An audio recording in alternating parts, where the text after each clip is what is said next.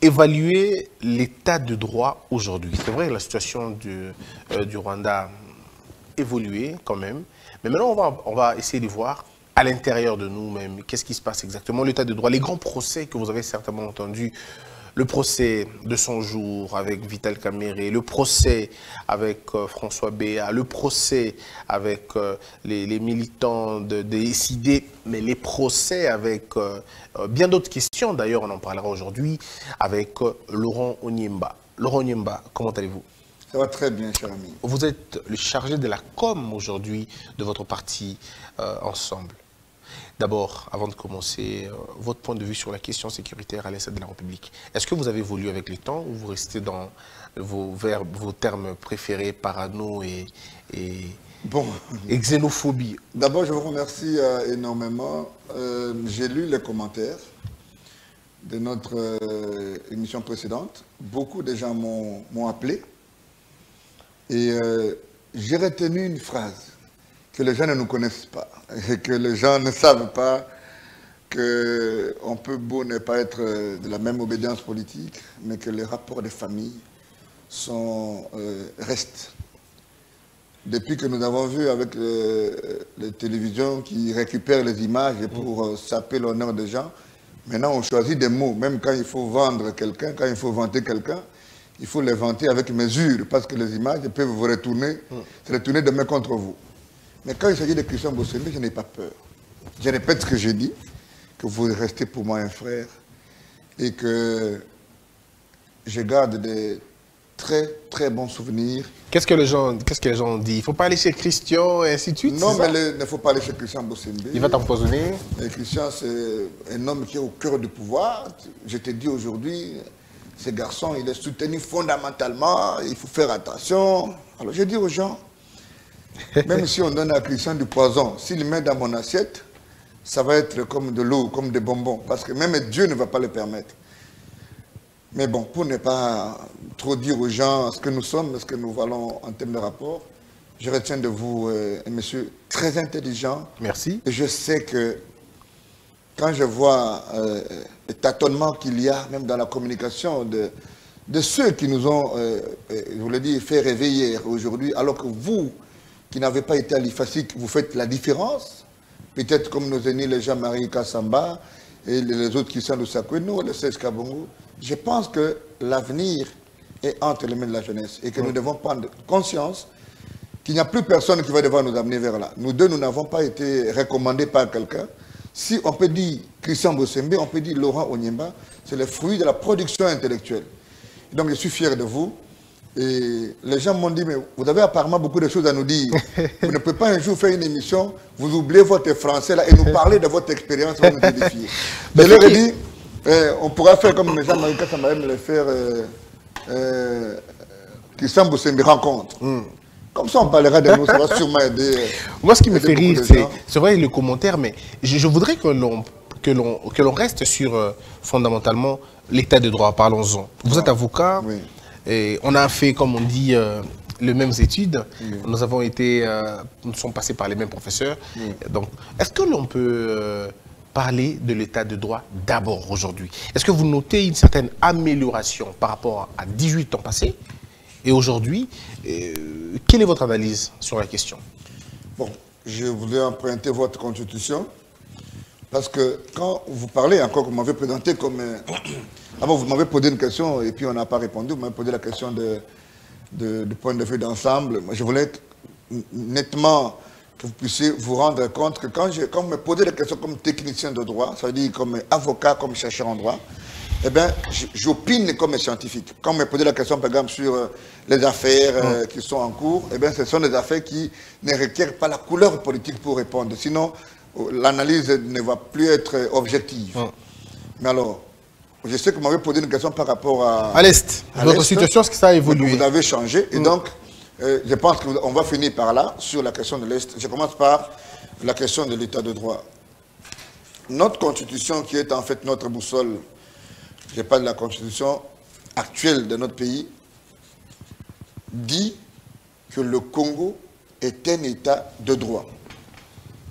Et dans un état de droit, le principe est que tous n'ont pour autorité que la loi. Je dois avouer qu'il n'y a pas de démocratie sans alternance. Mais que l'alternance, réfléchit ce que dit, au-delà des déviations de quelques magistrats véreux et de quelques hommes puissants qui se sont donnés pour travailler l'instrumentalisation de la justice, il y a un décor. Ne pas l'admettre, c'est énerver l'honnêteté intellectuelle qui est au fond de moi. Il y a eu un décor qui a été planté par le président, du moins de par la volonté de voir tous les Congolais au même pied d'égalité accéder à la justice distributive. Ça, c'est une évidence. Maintenant, les déviations, justement, et le président a entendu le message.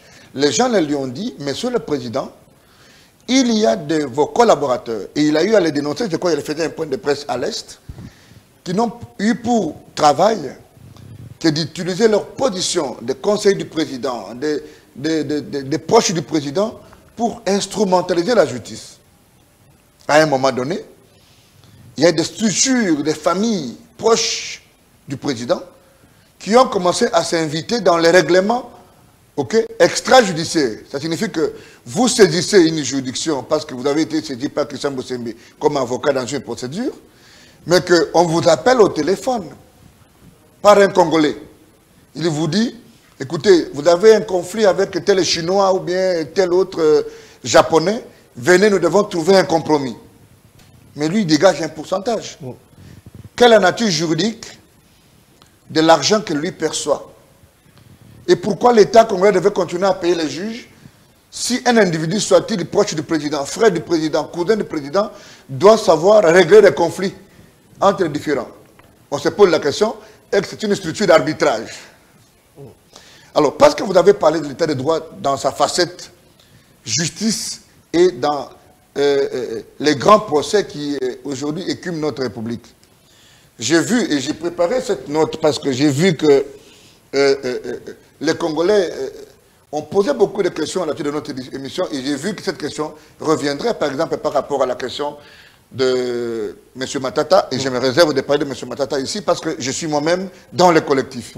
Je suis beaucoup plus à l'aise de parler, par exemple, du dossier de M. François Beya, que j'observe en distance sur les violations flagrantes de la loi, de la Constitution, et même dans une sorte d'érosion de la désacralisation des services de sécurité. Mais qu'en est-il exactement de ce dossier? Puisque j'ai comme l'impression que les gens veulent en faire un problème d'État, veulent en faire un problème, le plus grand procès de ce moment, alors qu'il y en a d'autres procès qui sont finalement, qui viennent d'être...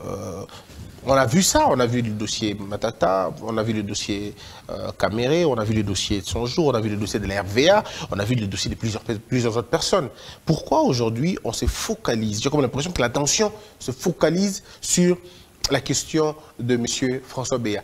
Est-ce c'est vraiment le besoin de corriger une injustice ou c'est le moment, l'occasion tant attendue d'attaquer visiblement ce régime?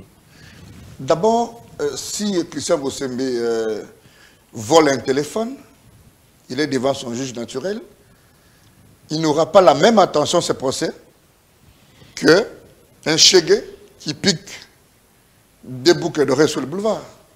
Il s'agit ici de l'homme qui chuchotait à l'oreille du président, qui était le patron de sécurité. On appelle l'homme sécurité du président. Deux, trois choses. Parce que ce que j'ai préparé, ce n'est pas une question de faits. Parce que les faits sont sacrés et que ne peut connaître les faits que le justiciable et les avocats qui l'assistent. Mieux l'organe poursuivant. Mais parce que nous parlons d'état de droit dans sa facette scientifique, nous devons faire la discussion de droit, pas la discussion des faits. Parce que la vérité juridique n'est pas toujours la vérité judiciaire, encore moins la vérité des faits. Ce qu'il faut soulever à ce niveau, c'est qu'en fait, du point de vue de l'ordonnancement juridique de notre pays, le CNS qui était patronné par M. François Beya est un service qui dépend du président de la République. Directement. Directement. Le service qui ont été chargés ou qui a été chargé d'arrêter M. François Béat, les services de renseignement, sont rattachés au ministère de l'Intérieur. Du point de vue de la rigueur scientifique, en termes de normes et de la hiérarchie des normes, on a obéi à ce qu'on appelle décentralisation des services, parce que désormais, un OPJ des services de renseignement a la compétence d'entendre sur procès verbal les conseillers spéciaux du chef de l'État en matière de sécurité. Mais où est le problème? Non. À quel niveau il y a vice de procédure? Non, je n'ai pas parlé de vice de procédure. Oui. Je n'ai pas de la désacralisation. Mais il n'y a pas de désacralisation, Laurent. Des services de renseignement. Vous voulez que ce soit qui? Parce que le CNS oui. est au-dessus. Non, mais c'est justement pour ça que, oui, dans d'autres pays, vous voulez mettre en justice, placer quelqu'un devant la justice, un homme de ses rangs, ok? Il y a des mécanismes, il y a des juridictions d'exception, ok, qui sont érigées parce que c'est le gardien de secret d'État. Et j'ai, dans une analyse peut-être juridiquement politique, la personne qui organise cette arrestation peut ne pas le percevoir, mais la personne qui peut perdre de plus, c'est le président de la République, parce que si dans un procès comme celui-là, l'homme sécurité arrive à décongeler toutes les vérités qu'il connaît, ok? Mais il n'a pas été cela entendu. peut atteindre le chef de l'État. Et je pense que, je vais en finir, je pense que le chef de l'État est la personne la plus mal à l'aise, et je pense que c'est le chef d'État qui est l'autorité suprême qui devait ouvrir l'œil et le bon pour devoir arrêter à un moment donné cette situation, parce que si à Congo Buzz, on arrête Jérémy, ce n'est pas Jérémy qui a le problème, ce n'est pas contre Jérémy qu'on pose un acte, mais l'acte qu'on pose, on le pose contre Christian. Alors, je reviens donc à ce que je soulevais par rapport aux questions des procédures. Oui, très bien. Mais alors, je voudrais qu'avec vous, comme on l'a toujours fait d'ailleurs, qu'on essaie de discuter convenablement, pourquoi ici on a tendance à tout rattacher au président de la République? Je vous donne un exemple, Laurent. Un chargé de la sécurité de Macron avait giflé quelqu'un dans une manifestation. Oui. Ce monsieur a été interpellé, il a été entendu et nullement le nom de Macron avait été cité, ni par les avocats, ni par les journalistes français.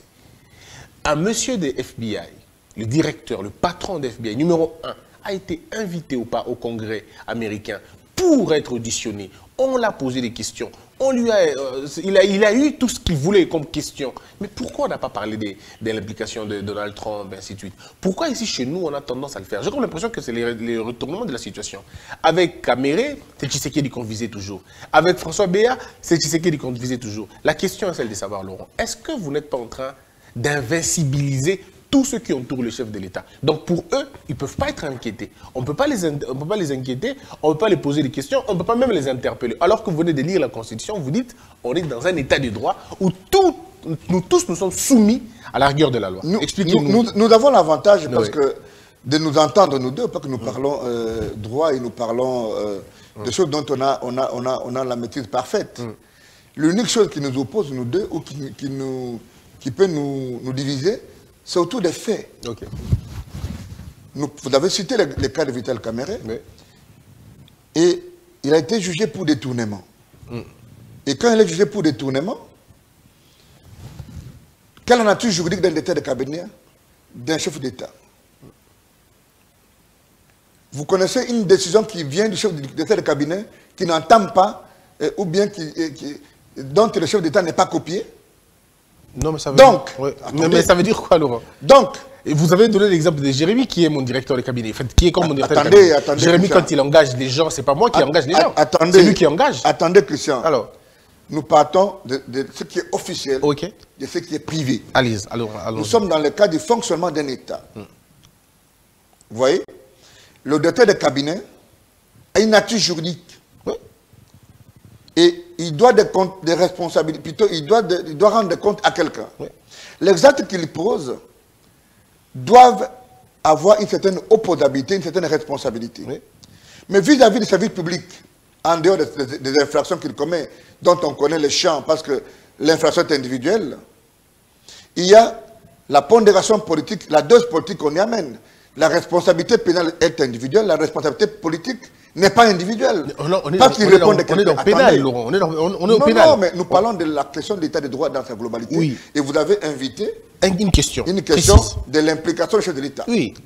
En disant que si le chef d'État ne répond pas ici, pénalement, le chef d'État répond du point de vue de la responsabilité politique. Oui, mais ça c'est une autre chose. Nous, on est au pénal. Sinon, si on fait l'amalgame, ça va être compliqué. Attendez, restons sur le pénal. La question est globale. Oui, parce que vous voulez finalement mettre le chef de l'État dans tout. Non, avec François Béat, le chef de l'État est encore là. Je n'ai pas dit que je mets le chef de l'État. Oui. Nous faisons une analyse, parce que l'analyse que j'ai faite est strictement scientifique. Oui.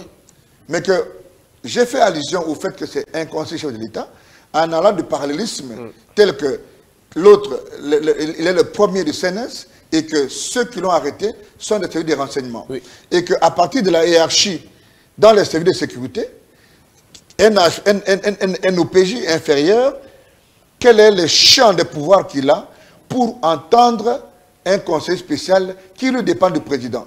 Oui, mais là, et je vous laisse le choix, Laurent. Et aux téléspectateurs, non, le choix de l'ANER est pour ça. L'ANER entend toutes les questions de sûreté de l'État. Oui. Il est normal que l'ANER, quand il y a question dans ce sens-là, que l'ANER interpelle quelqu'un. Non, mais vous pensez qu'au CNS, il n'y a aucun mécanisme que M. François Béat soit entendu lui-même là-bas? Mais il avait été entendu à l'ANER, non? Non, mais il n'y a pas de CNS, parce qu'il y a deux structures différentes. Oui, mais comme c'est lui... Attendez. Le Conseil national de sécurité et le service national des renseignements. Mais là, ça allait être encore pire. Ou l'agence nationale des renseignements. Oui, mais là, ça allait être encore pire. Non, comment un subalterne... Laurent, quelle allait être la nature même de la véracité des faits? Non, non. C'est comme vous me dites ici, moi qui suis patron de Congo Buzz, qui a un organe de Congo Buzz, m'entendre, moi? Non, mais attends. Ça va être quoi la nature de la véracité des faits? Je vous oppose le règlement d'intérieur de la Cour constitutionnelle. Oui. Sur comment on peut entendre un juge de la Cour constitutionnelle au niveau interne. Oui. Il est entendu par des structures internes et ses pairs. Oui. Autant que cela ne pouvait pas énerver si on a doté de pouvoir, par exemple par son adjoint, d'organiser son audition. Que de l'envoyer dans un service qui ne dépend pas ni de la présidence, mais qui est inférieur. Et je vous laisse le choix. Non, moi je voudrais, Laurent, je reviens à la question est-ce qu'on peut avoir les éléments qui nous intéresse beaucoup plus. Parce que sinon, c'est des considérations politiques. Non, Laurent, moi je voudrais qu'on fasse ceci. Avec vous, d'ailleurs, on le fait d'ailleurs assez souvent. Je me disais ceci. Est-ce que ce ne serait pas pour nous bien de voir comment ça fonctionne l'ANER? Parce que visiblement, j'ai l'impression que vous ne savez pas comment ça fonctionne. Moi non plus, j'ai quelques limites là-bas. Est-ce que nous pouvons avoir une idée exacte de comment l'ANER fonctionne, l'étendue de l'ANER? Est-ce que c'est dit? Parce que vous pouvez avoir raison si un mécanisme comme ça existait au CNS. Mais là où vous pouvez pécher, c'est si vous oubliez que l'ANER peut disposer des mécanismes pour entendre quelqu'un de comme ça. Écoutez. Parce que si l'ANER a la possibilité d'entendre un monsieur du niveau de M. Béat, et l'ANER, si l'ANER a la possibilité, l'ANER le fait, c'est bon. Mais si l'ANER n'a pas ces droits-là, et que c'est clairement écrit, là on peut parler de la violation. Écoutez Christian, il y a, si nous commençons à nous poser la question sur le champ de pouvoir de chaque service, la DENIAP, l'Agence nationale des renseignements, le Conseil national de sécurité, ok, nous allons prendre beaucoup de temps. Peut-être que vous éviterez les jugements hâtifs. Il y a des dimensions qu'il faille séparer. C'est que tout ce qui concerne la sécurité intérieure, extérieure de notre pays, je voulais dire la sécurité intérieure, en ce qui concerne le domaine civil, qui touche à la sécurité, à la sûreté de l'État, c'est l'ANER. Oui. Et tout ce qui concerne la sécurité militaire, c'est la DEMIAP, et que ces structures se convergent au niveau du Conseil national de sécurité, qui est un organe qui dépend directement du chef de l'État. Et donc, je me dis à ce niveau, si le patron du CNS a un problème, encore qu'il faut que nous puissions questionner les textes qui organisent le CNS pour identifier les mécanismes de la mise en accusation, de la justiciabilité des faits qui relèvent de l'animateur principal, que de prendre un agent dans l'entendement du commun des mortels et même du point de vue des autres structures, c'est une manière, même du point de vue des partenaires internationaux qui sont dans le domaine de sécurité, c'est une sorte de désacralisation. Ça, c'est mon point de vue. Ah, c'est votre point de vue, exactement. Je reviens aux moyens. Oui, alors, Laurent, c'est ça la question. Oui, moi, je suis très mal à l'aise. Pourquoi? Je vais vous le dire tout de suite. Je suis très mal à l'aise parce que M. François Béat, d'abord, personnellement, c'est pour moi un père, un papa. J'ai de très bons rapports avec lui. Et donc, du coup, présenter cette question dans ce sens-là, ça je le dis pour les autres, ça risque les gens risquent de croire que je suis en train de valider ce qui lui arrive. Je ne valide pas du tout. Non, non. Mais n'ayant pas, comme je vous ai dit tout à l'heure, n'ayant pas des éléments nécessaires pouvant me permettre... C'est pour ça qu'il faut oublier les faits pour que nous parlions droit. Exactement. C'est pour ça que j'ai accepté la discussion. Voilà, c'est pourquoi je voudrais qu'on discute avec vous. Oui. Mais tout en gardant dans l'esprit que personnellement, je suis extrêmement embarrassé. Non, mais vous êtes dans les choix. Oui. Je parle par exemple de la question de l'article 246, alinéa 1er du Code qui régente le fonctionnement de ce procès. Qu'est-ce qu'il est dit?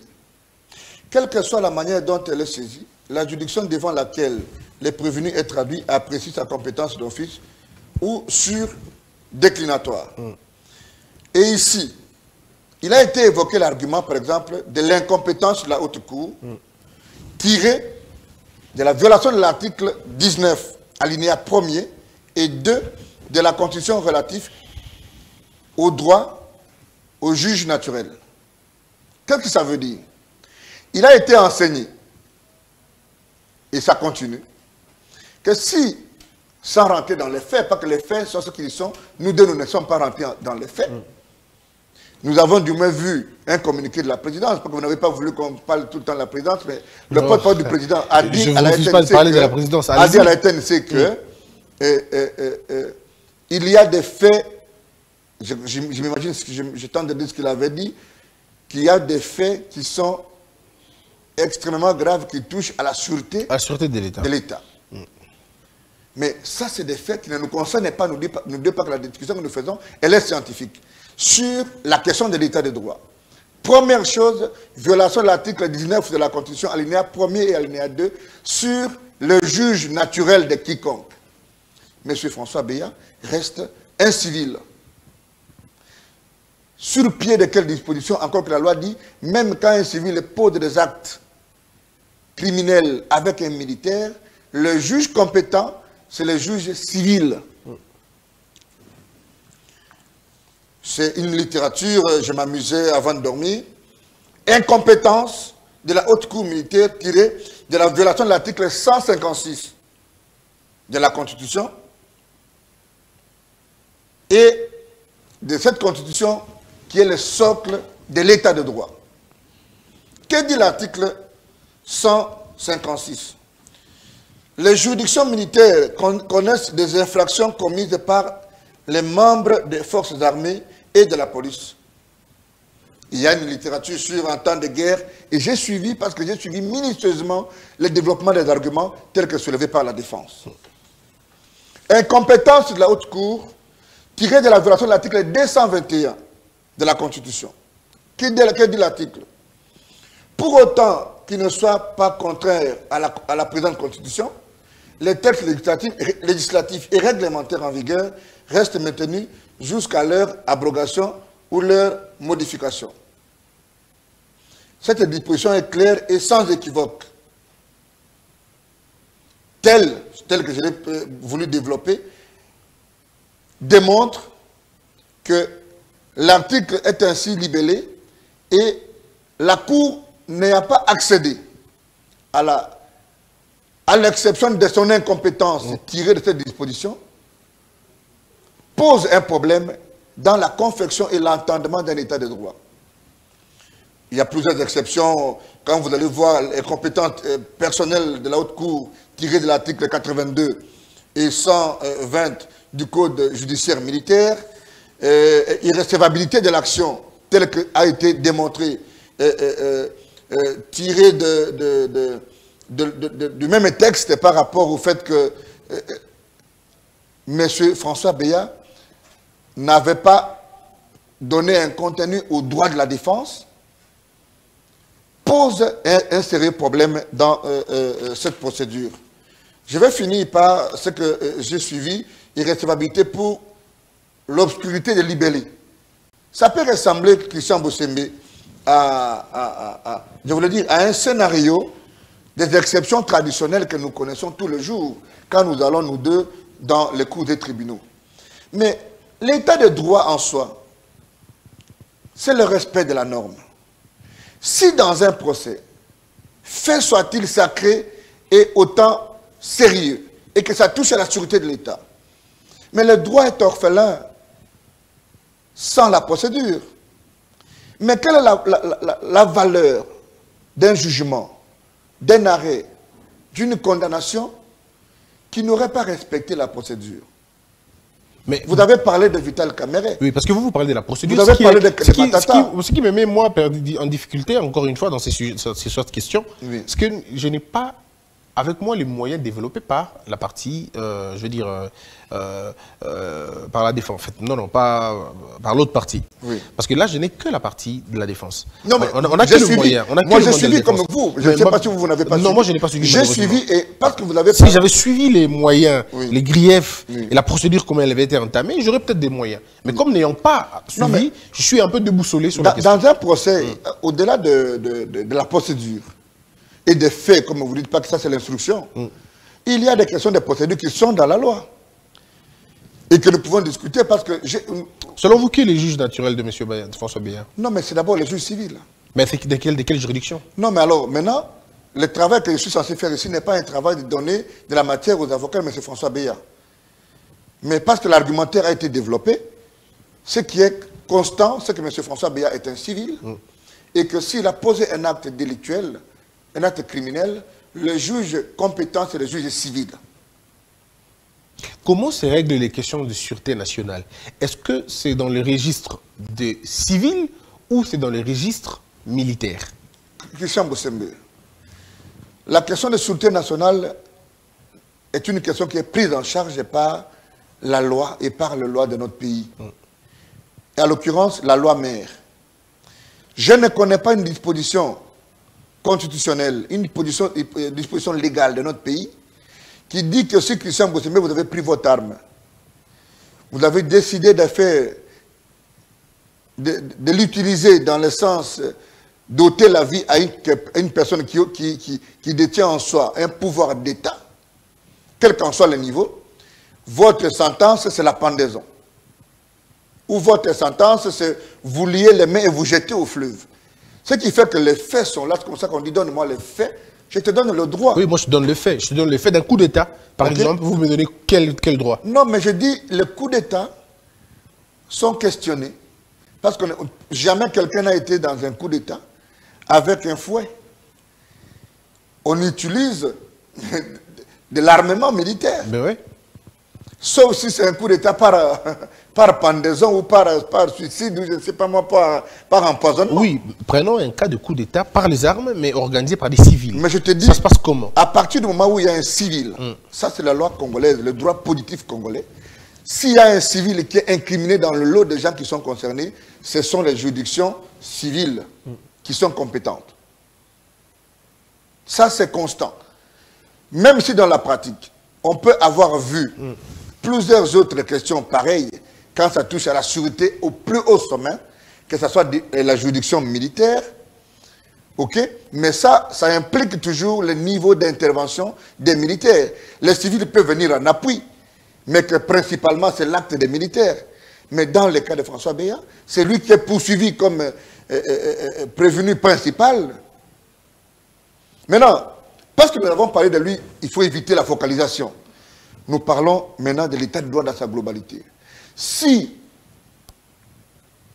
les exécutants, les confectionneurs, les précurseurs de l'état de droit tel que voulu par les chefs de l'État, au regard de la norme, en dehors des considérations qui peuvent être politiques, ne savent pas marier la norme à la volonté politique des chefs de l'État à vouloir instaurer un état de droit au travers des violations flagrantes de la Constitution qui est notre boussole normative, quelle est la conséquence? Qu'est-ce qu'il en reste de l'habillage politique du discours du chef d'État qui a voulu axer son programme global, en dehors du peuple d'abord, comme quoi ce peuple a besoin d'un état de droit comme leitmotiv dans l'équilibre social. Mais selon vous, quelles sont les plus grandes faiblesses de l'état de droit aujourd'hui? Les plus grandes faiblesses de l'état de droit, c'est des décisions, je voudrais dire, politiquement octroyées. Ok?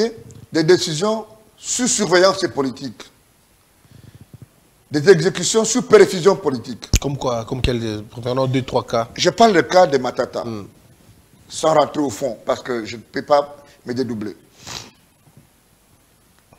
Initiative de dire qu'il faut poursuivre un Premier ministre. OK? Et la Cour de cassation est saisie. Quand la Cour de cassation est saisie, la Cour estime que sa compétence pose problème. Elle transmet le dossier à la Cour constitutionnelle pour compétence. La Cour constitutionnelle fait un réquisitoire. Et vous savez qu'en cette matière-là, on en fait deux. D'abord, solliciter des poursuites. Et quand on a établi les faits, solliciter la mise en accusation. Et vous savez qu'en droit constitutionnel pénal, ce que les communs des mortels ne savent pas, c'est qu'il est un droit pénal dont les règles de procédure et de compétences sont dans la Constitution. C'est différent du droit pénal classique. La conséquence, c'est que si le Premier ministre ou le chef d'État est condamné, la Cour prononce sa déchéance. Et dans le cas sous examen, le Sénat refuse, dans le dossier X, de lever les immunités. Le procureur invite les justiciables dans le cadre d'un autre dossier pour lui dire que tes immunités ont été levées à Beauvau. Donc, pendant un temps, tu es face aux intempéries de toutes les autres procédures. Christian, de la rigueur scientifique, est-ce que les immunités concernent la personne dans tout ce qu'elle pose comme acte ou c'est par rapport à un dossier? Et comme si cela était insuffisant, au travers de 2-3 questions justes d'identification, le dossier va à la Cour constitutionnelle, la Cour se prononce ou décline son incompétence, le dossier va au greffe. C'est l'ABC d'une procédure. Quand le parquet finit l'instruction prédictionnelle, envoie le dossier à la Cour, le parquet est dessaisi, ne peut plus poser des actes. Quand le dossier est à la Cour se prononce, la Cour est dessaisie, le dossier va au greffe. Sur le pied de quelle disposition? Le dossier quitte le greffe de la Cour constitutionnelle et se retrouve à nouveau au parquet général près la Cour de cassation. Mais ce n'est pas parce que le dossier se trouve au greffe que l'action est éteinte ou qu'on ne peut plus ouvrir notre action. Non, maintenant, Christian, ouais. Maintenant regarde, la démarche scientifique voudrait que quelqu'un nous dise quelle est la base légale qui sous-tend l'argument de prendre un dossier au greffe et qui a pris le dossier pour l'amener devant une autre juridiction. Première question. Deuxième question. La juridiction ou le parquet qui est saisi d'une juridiction X ne pose aucun acte d'instruction, mais entend quand même les complices ou les co-accusés et ramène les dossiers devant une cour.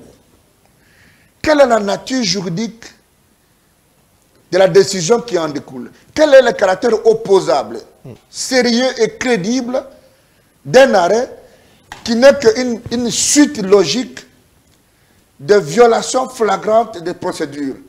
Et c'est ça qui fait entorse à l'état de droit. La volonté du chef de l'État est là. Même dans le dossier que nous avons évoqué ici de M. François Béat. J'estime que le chef de l'État, comme un garant de la nation, comme un magistrat suprême, a la latitude d'arrêter l'hémorragie. Ah, en faisant quoi? En s'émissant? Non, non, mais attends, le chef de l'État, au travers ses communications, oui, dans les passerelles qui sont clairement définies par la loi entre l'institution président et les autres pouvoirs, il y a un cadre où le président de la République peut décider d'orienter les choses. Non, mais il ne peut pas, Laurent. Quel est ce cadre? Il y a le président de la Cour constitutionnelle, Laurent, qui est lui le président du Conseil supérieur. Mais vous évoquez la question de la Cour constitutionnelle. Mais allez le rencontrer. Pourquoi les avocats ne rencontrent pas? Je vous pose la question. Pour demander une certaine ouverture. Vous parlez de la Cour constitutionnelle. Clarté. Nous avons déjà eu à parler sur ce plateau de comment on a charcuté la crédibilité de la Cour. En faisant quoi? Au travers d'un tirage au sort qui n'en était pas un. C'est 4 juges sans quorum. Parce que si nous parlons de délai, de ceci, il y a des interprétations. c'est 4 juges. Mais Laurent, on avait déjà parlé de ça. Non. On sait déjà qu'on avait Non, parlé mais de nous cette parlons question. aujourd'hui de l'état de droit dans sa globalité, de faiblesse et de force. Oui, mais l'état de droit, vous le savez, surtout sur l'appareil judiciaire, l'appareil constitutionnel, vous savez que c'est une architecture. C'est d'abord un héritage qu'on a laissé qui a été un problème. Il fallait corriger certaines erreurs. Et vous savez que la Cour aujourd'hui est amputée de 6 juges sur 9 que Kabila a laissés. Oui. Donc, personne ne peut se permettre de dire que la charcuterie de l'érosion de la crédibilité de la Cour aujourd'hui est un héritage. Non. Si, mais parce que nous pourrions faire différemment. Oui, mais différemment. L'honorable Sessanga a eu à le démontrer sur un tableau, comme s'il enseignait, les mécanismes de sortie et d'entrée des juges. Ah, mais on l'a demandé de faire un débat, il a refusé. Il ne faut pas qu'on parle de ça, Laurent. C'est bien de le faire en monologue, c'est bien de le faire en monologue, surtout quand vous êtes devant un journaliste qui ne maîtrise pas. Qui devait faire le débat de Sessanga? Non, je vous explique.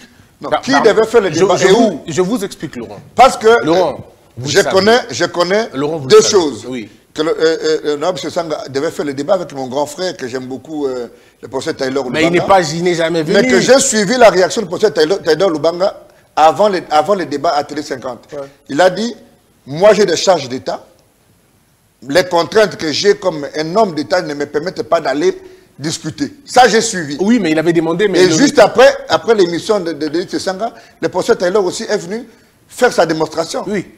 Mais des deux, je ne connais pas quelqu'un qui a soutenu le fait que la manière de sortir de la Cour était légale et la Cour avait encore sa crédibilité. Mais c'est pourquoi je vous explique, mais vous refusez... Ça, c'est mon point de vue. Oui, mais vous refusez de comprendre qu'il y a eu donc, l'état de droit, dans ses facettes aujourd'hui, et au niveau de l'instrumentum, la manière de mettre en action la volonté du président pose des problèmes au travers de tâtonnements et de décisions sous surveillance politique. Mais c'est justement et ça avec des appétits politiques à vouloir contrôler certaines décisions Laurent, par rapport aux velléités politiciennes. Laurent, vous êtes praticien. Pourquoi jusqu'aujourd'hui, la Cour, le Conseil supérieur de la magistrature, n'a jamais été questionné sur les vrais problèmes congénitaux du fonctionnement de la justice? Pourquoi on remet tout au président de la République quand on sait que l'organe, qu'est-ce qu'on veut que le chef de l'État fasse? Nommer un président de la Cour, en fait, les juges, ça a été fait. Le président du Conseil supérieur de la magistrature est connu. Ce n'est pas comme s'il n'était pas là. Il est là. Mais pourquoi rien n'est fait à son niveau? Mais ce n'est pas lui qu'on voit, c'est Tshisekedi qu'on voit. Est-ce que ce n'est pas une volonté manifeste de ne pas faire avancer les choses? Christian, il ne faut pas qu'on se leurre. Quand nous parlons de grande nation, c'est le magistrat suprême, c'est le guide. Oui. Sa parole vaut, je veux dire, vaut loi, si on peut le dire ainsi. Oui, ça c'était à l'époque de Mobutu, mais c'est plus les moments. Mais regarde. Ça, c'est pas le cas. Le président a nommé le juge de la Cour constitutionnelle. Oui. Le problème déjà, c'est au niveau de la nomination. Aujourd'hui, le Conseil supérieur est en, comment ils appellent ça, en assise. Ils sont en assise. Mais ce que le président ne sait pas aussi, au-delà de quelques conseillers, quelques personnes influentes qui influent sur les décisions de justice, c'est que les magistrats eux-mêmes, ce Conseil supérieur-là lui-même, est un problème. Tambwe Mamba Aya l'a dit, le ministre Alexis, le ministre de la Justice honoraire, a dit que les magistrats sont des magistrats de 3V. Veste, voiture et villa. Mais lui-même a nommé comme... Ok. Attendez. Et quand le ministre Tambwe Mamba a dit aux magistrats que l'enveloppe qu'on alloue, il faut une réforme au niveau de la justice. La réforme n'est pas seulement le visage ou bien prendre les juges de Kinshasa, les amener en Bandaka. La réforme est structurelle et fondamentale. Il faut qu'on puisse dire clairement la répartition de l'argent des magistrats. C'est ça le problème et le nez des problèmes. L'enveloppe qui est allouée à la magistrature de façon brute, 70% de l'enveloppe va aux frais de fonctionnement. Vous le savez? 30% uniquement est affecté au salaire. Tout le monde qui arrive à ce niveau-là, qui tente de dire on fait comme ça, on change de balance, 70% va au salaire et 30% aux frais de fonctionnement. Tout de suite, tous les ministres qui sont arrivés là-bas, vous avez des problèmes avec tous les chefs de corps qui sont là-bas. Tous les membres du Conseil supérieur de la magistrature ne vont pas vouloir de vous. Mais toi, tu vas dans les cours des tribunaux. Dans quelles conditions quelqu'un peut être en toge, en chemise, en cravate? Cet argent va où?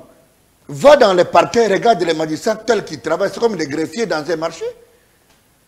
Donc, parce que nous parlons de l'état de droit et que nous parlons fondamentalement de la question de la justice, le chef de l'État ne doit pas se limiter à penser que c'est parce qu'on a amené telle personne devant un juge qui n'a pas été condamné, qu'il a été acquitté, qu'il y a justice, mais la question est congénitale, elle va jusqu'au fond même de la structure qui a la mission de promotion, de recrutement des magistrats.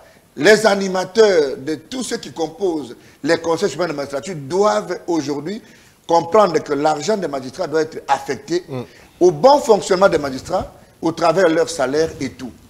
Je vous donne un cas. Le cas de Bilengue, de la RVA. Bilengue a été poursuivi, condamné à 20 ans. Tu sais pourquoi? Pour détournement. Mais Bilengue dit, voilà, avant moi comme après moi, voilà le tableau de ce que la RVA était en train de faire comme recette. Nous avons des charges qui sont fixes. Première charge d'une entreprise, c'est qu'il faut payer les salaires. Parce qu'il faut protéger l'outil pour que les gens travaillent. Mais il a été condamné pour détournement pour n'avoir pas payé quoi? La redevance. Les frais qu'on paye à l'INSS. Et il est allé en prison 1 année. Et c'est 1 année après que la Cour de cassation est revenue pour annuler le jugement de la Cour d'appel qui a condamné Bilengue. C'est bien beau le côté cosmétique des condamnations parce que ça rime à l'effectivité de l'état de droit.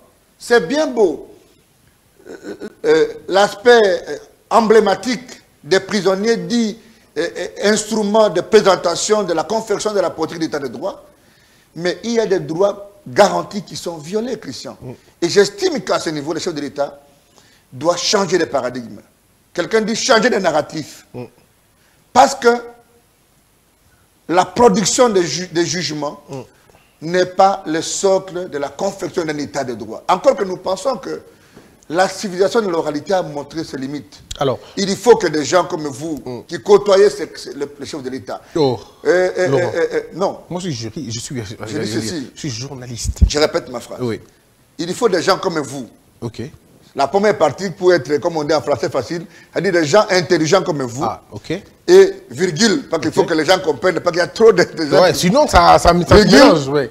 Qui côtoient le chef d'État. Donc, il faut que le chef d'État ait des gens qui sont comme vous, c'est-à-dire qui ont un tissu intellectuel comme vous, mais qui sont proches de lui, qui écrivent ce que ça veut dire état de droit, pour permettre aux autres, comme nous, de l'autre côté, à devoir critiquer et enrichir. Et c'est cela le cadre de discussion. Mais rassurez-vous que le chef de l'État a des bonnes personnes autour de lui, surtout en termes de l'appareil des juristes, des avocats, même des professeurs comme vous d'ailleurs, hein, qui enseignent aussi à l'université, qui conseillent utilement le président. Je n'ai pas parlé de conseiller, je parle ici.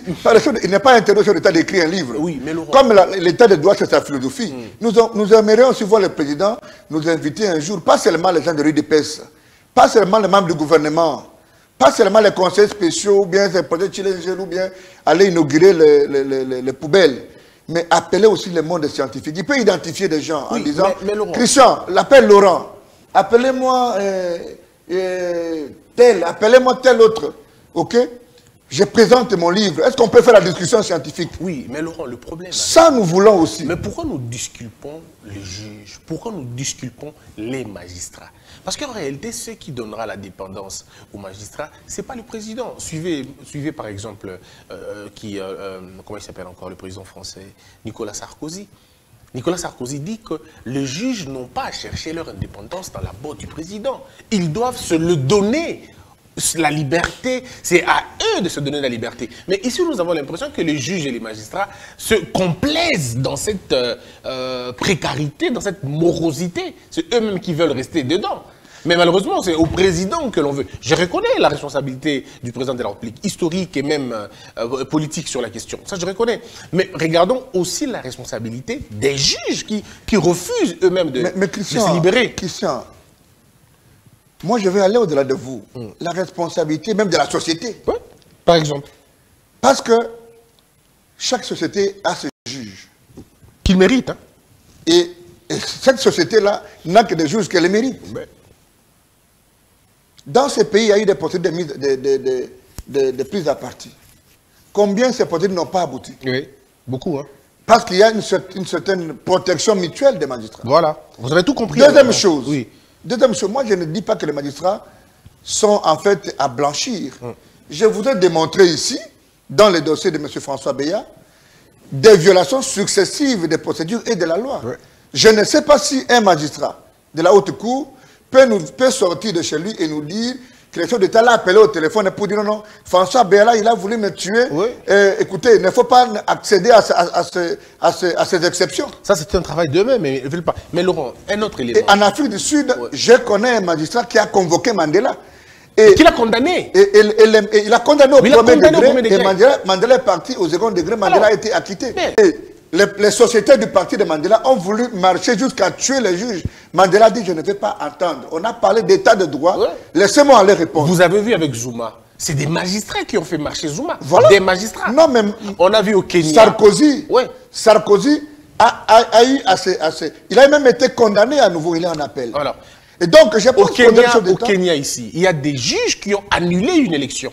Non, mais il a dit, pas seulement annulé une élection, mais il a appelé son gestionnaire de banque et lui a dit que j'ai trouvé 10 millions de dollars.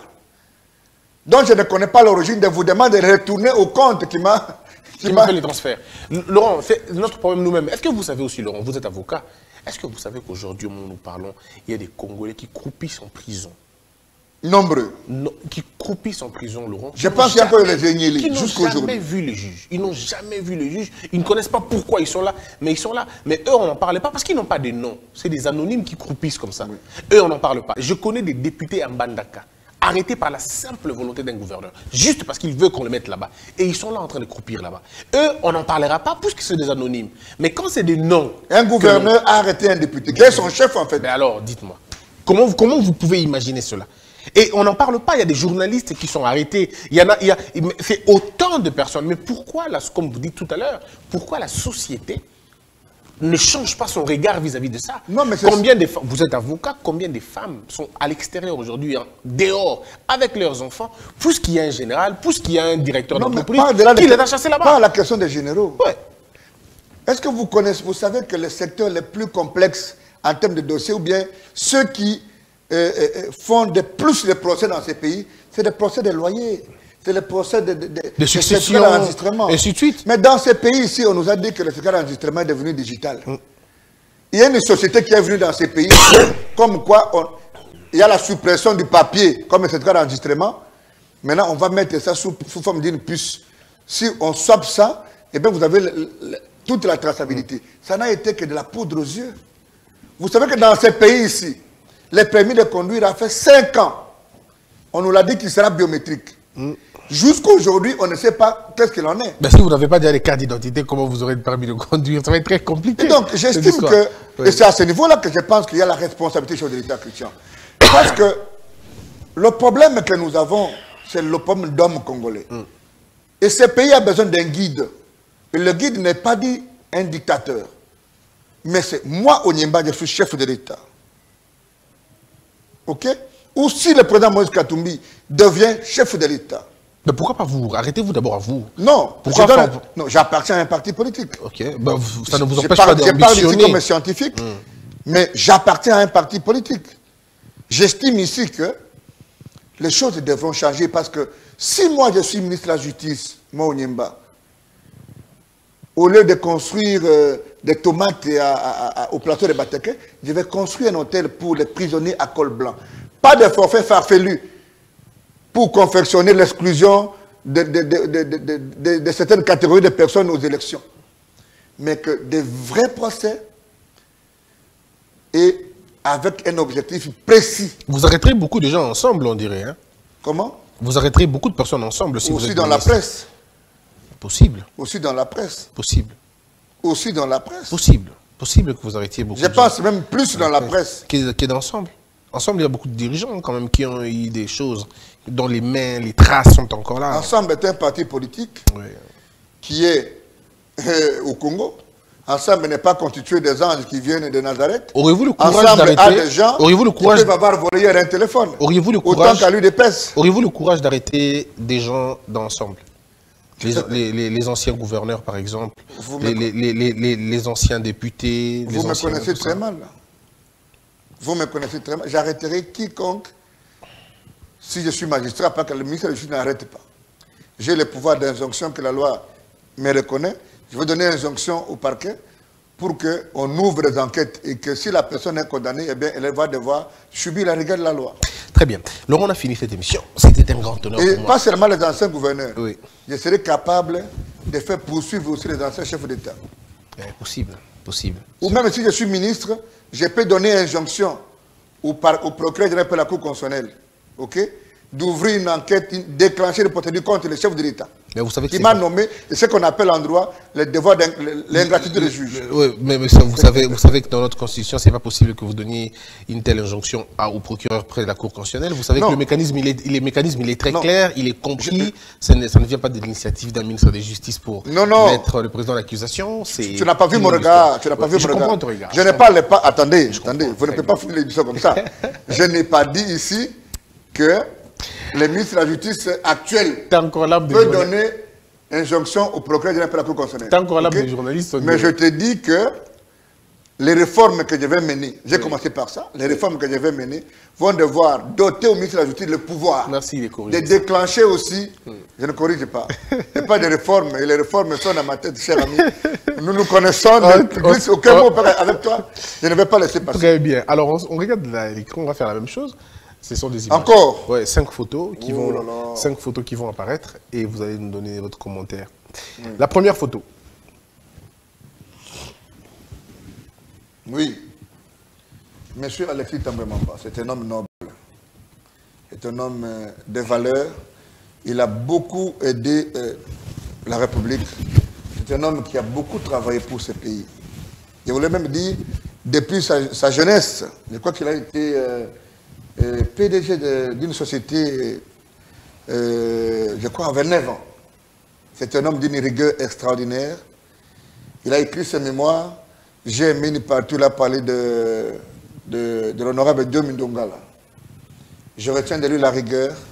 C'est un homme qui aime beaucoup ses enfants. C'est un homme qui a l'essence et les vies de la République. Photo suivante. Citoyen Mbosso. Bon, je le trouve assez comique. C'est un père de famille qui a fait ses très bonnes études. J'ai beaucoup de respect pour lui, même si le rôle qu'il joue aujourd'hui, en termes de crédibilité du Parlement, n'est pas en sa faveur. Je ne pense pas qu'à son âge, c'est maintenant qu'il doit devoir dissoudre tout ce qu'il a pu à construire. Il est possible de servir un pouvoir en étant légaliste et en étant équilibré, parce que le Parlement qu'il dirige aujourd'hui, il n'y a plus de débat scientifique, ça devient une caisse de résonance. Photo suivante. Jean-Pierre Bemba, mon oncle, vous savez que j'ai une faiblesse pour les gens de l'Équateur, parce que j'ai grandi dans cet environnement de gens qui disent le Noko. C'est un intellectuel pointu. Il avait la volonté de voir ce pays aller de l'avant. Je pense qu'il aurait joué un rôle jusqu'à aujourd'hui assez important dans notre pays s'il n'était pas parti à la Cour pénale internationale. Depuis son retour, j'étais de ceux qui ont beaucoup vécu sa peine, peut-être en dehors de sa famille. Je me disais comment un compatriote peut être pris par d'autres personnes dont on ne connaît même pas les intentions et 10 ans, père de famille. Depuis qu'il est parti de là, je crois qu'il s'est beaucoup plus engagé dans la voie de la sagesse et de la maturité politique, et il n'a pas encore dit son dernier mot. Le Congo en a besoin. On a besoin des hommes rigoureux, mais pas dictateurs. L'avant-dernière photo. Alvrof Mouzitou, c'est un compatriote qui a fait de très bonnes études. Il a fait preuve de ce qu'il a la capacité à gouverner. Je me rappelle des efforts qu'il a fournis pour le point d'achèvement avec l'ensemble de ses ministres qui était à l'époque le premier ministre Matata. Et il a effacé, avec le concours du chef de l'État de l'époque et de tous ses collaborateurs, la plus grosse dette de l'histoire de notre pays. Je pense qu'il a des arguments, mais il doit devoir écouter plus les autres et tenter d'apprécier ce que les autres disent pour nourrir beaucoup plus ses convictions. J'ai du respect pour cet homme. Et la dernière photo, pour terminer. Les doyens Nyabirungu, c'est les maîtres d'école. Je l'appelle les Moretti congolais. Il m'a enseigné avec plus de 40 ans d'enseignement. Je ne connais pas beaucoup de professeurs qui ont des disciples aussi valeureux. Je voulais parler de Sambo Kolombe, je voulais parler de Seguyobe et tant d'autres. Alors, dans les procès de Matata Pogno, j'ai découvert plutôt un père de famille. Je suis le moins séant dans ce collectif et donc je suis chargé d'écrire tout. Évidemment, il y a un autre préséant qui connaît bien la machine, mais chaque fois que vous travaillez avec le prophète Nyabirungu, il a toujours sa dose d'humoriste scientifique que je n'oublierai jamais, un homme de valeur. Et je pense que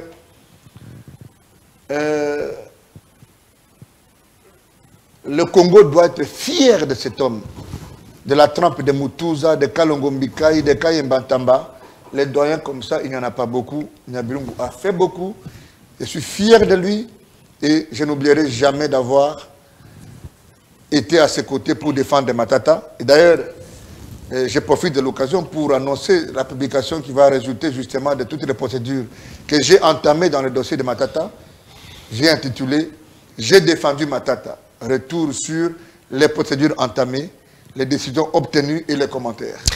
Merci beaucoup Laurent Onyemba. Merci d'avoir répondu à nos questions. Merci d'avoir, je veux dire, carrément rehaussé ta présence. Je crois que prochainement, on en parlera encore une fois. On a quand même passé de bons moments pour parler de l'état de droit, des questions parfois qui... Aujourd'hui, ça a été quand même un peu plus doux que la fois passée. Hein, parce que là, c'était très serré, étant donné que c'était très politique aussi de toute façon. Et là, on était dans une sphère scientifique, beaucoup d'évidence, donc il y a des choses qu'on ne peut pas finalement attaquer. Merci. Je vous remercie énormément, cher ami. Et chaque fois que vous avez besoin de moi, je vais venir et j'ai déjà trouvé un invité qui a voulu être parmi les premiers invités de la co-présentation de notre numéro 0 Congo Buzz Plateau Académique. Il n'y a pas de souci. Il n'y a pas de souci. Il n'y a pas de souci. Il sera le bienvenu d'ailleurs. Oui. Mesdames et messieurs, merci d'avoir été nombreux. Je vous retrouve très prochainement. Que la peur quitte nos esprits et que Dieu bénisse la RDC.